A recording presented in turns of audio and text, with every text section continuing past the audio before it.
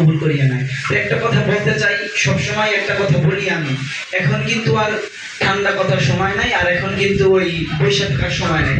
সামনে সময় আসছে ইসলামী হুকুমত কায়েম করার, ইনশাল্লাহ সবাই থেকে প্রস্তুত করবো ইনশাল্লাহ। আগামী রাষ্ট্র ইসলামী হুকুমত কায়েম হবে ইনশাল্লাহ। ইসলামের পথে থাকবো, ইসলামের কথা বলবো। আসসালাম।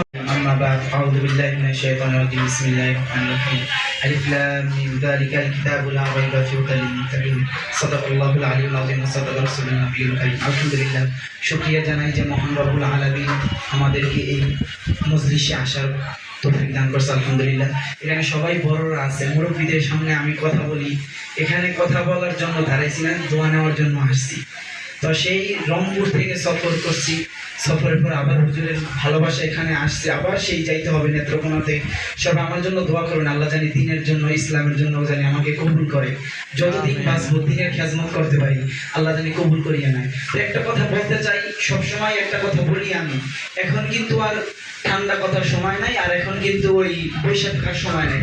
সামনে সময় আসছে ইসলামী হুকুমত কায়েম করার, ইনশাল্লাহ সবাই থেকে প্রস্তুত করবো ইনশাল্লাহ। আগামী রাষ্ট্র ইসলামী হুকুমত কায়েম হবে ইনশাল্লাহ। ইসলামের পথে থাকবো, ইসলামের কথা বলবো। আসসালামু আলাইকুম ওয়া রাহমাতুল্লাহি ওয়া বারাকাতুহু।